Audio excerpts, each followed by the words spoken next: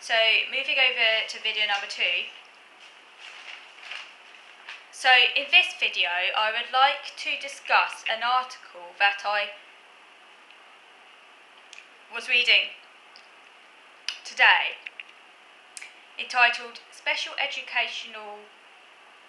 It's published in the Mighty.com, and the Mighty is an online disability magazine that discusses disability issues. I think it's an American magazine.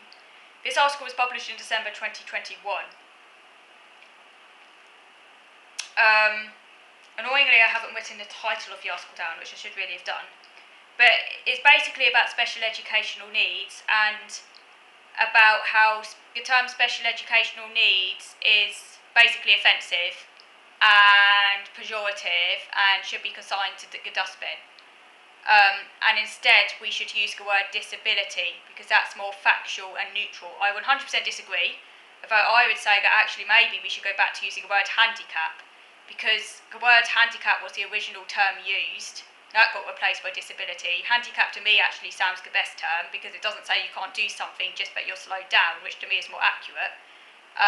But it came to be seen as offensive, ironically actually, by the very people who had a handicap, although I think they were mainly the physically handicapped or disabled community.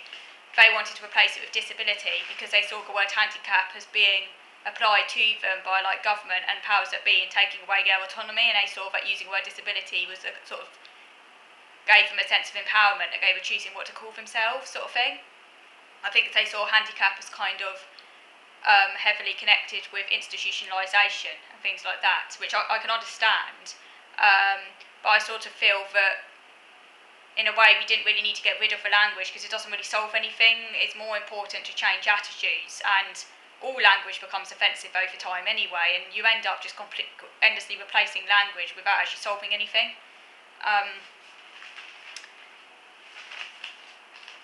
Do go and check out my video on the word handicap, though, why I actually prefer it. If you use handicap nowadays, people often see you as being anachronistic and they raise an eyebrow unless you explain to them why actually handicap is better, and then they might go, oh, I never saw it that way. So this article argues that special educational needs is an outdated term, and since 2017 the Mighty, which censors the voices of people with disability, has phased out the use of special educational needs in its publications. Special educational needs is a euphemism, a phrase created to avoid some other word that's considered to be negative, and in this case this something is disability. In other words, special educational needs is kind of like trying to pretend to be all like positive,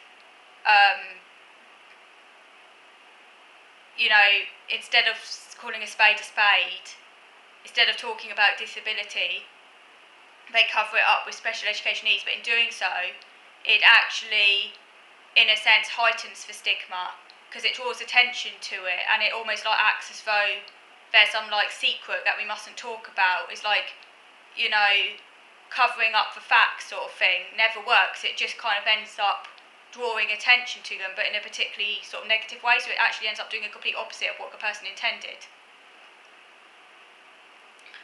And it says here that disability is not inherently bad, it's a natural part of being human, and like we're all going to be disabled at some point. Like pretty much every single person, we all are, because we're going to all get old and everything, so we're all going to end up disabled at some point. It's part of being human. Disability is a neutral factual word. I would say handicap's even better, by the way, but yeah, disability is certainly better than special educational needs.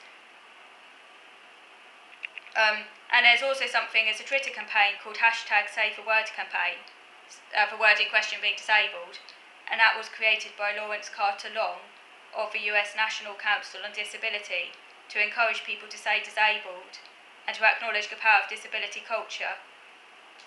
The disabled don't need to be erased with euphemisms, and that's exactly what Disabled Autistics Matter is trying to achieve as well. We feel that disabled autistics are being erased because you're not allowed to talk about disability anymore, it seems. It's all this neurodiversity, which is also a euphemism, by the way. Just call it neurodisabled, do you know what I mean? differently abled, you know?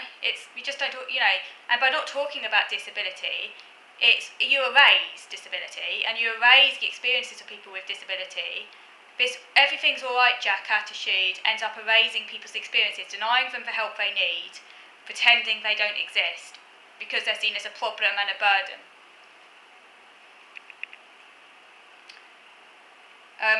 Disabled don't need to be erased with euphemisms, we need to be heard, respected and accepted. Calling someone special in some contexts now suggests that they're spoiled, entitled or not very bright. But these are also the stereotypes that are often applied to disabilities, that are often viewed as spoiled and entitled for defending our rights. Persons are viewed more negatively when described as having special needs than when they're described as having a disability, so it's an ineffective euphemism, which is, it's known as the euphemistic treadmill. There were certain words used in Victorian times that were incredibly offensive and definitely needed to be consigned to dustbin, such as imbecile, idiot, and some other words that were used. Although, funnily enough, one such word, the R word, you know what I mean, it's considered to be highly offensive, so I won't say it out in full, but you know what I mean, was actually originally a medical term, just meaning slow. That's what it means, literally slow, and it was never considered to be offensive originally. And I know that in America, I think it was still used in textbooks until like really recently as like a medical term, not considered in an offensive way, but like an actual medical term. So originally it wasn't meant to be seen as offensive, but then what happens is it's used, people apply it in offensive ways.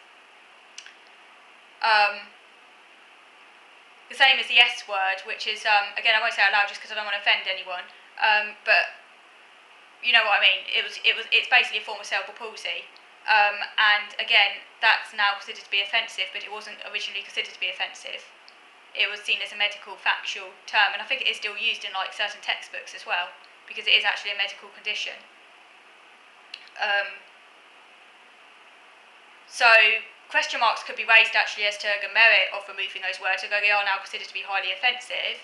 But in removing those words, and obviously I would never say them because I know they are offensive, but I still feel though that there is like, that it could be legitimately, you could have a legitimate argument though over the merit of removing them, and whether or not replacing them with like words that are deemed to be more polite actually doesn't really solve anything, because those same words that are now replaced, that they're replaced with, also come to be seen as offensive eventually anyway. So you end up just going back to where you started, and you haven't actually achieved anything. Because like there's ableism in society, so people will always be using these words pejoratively.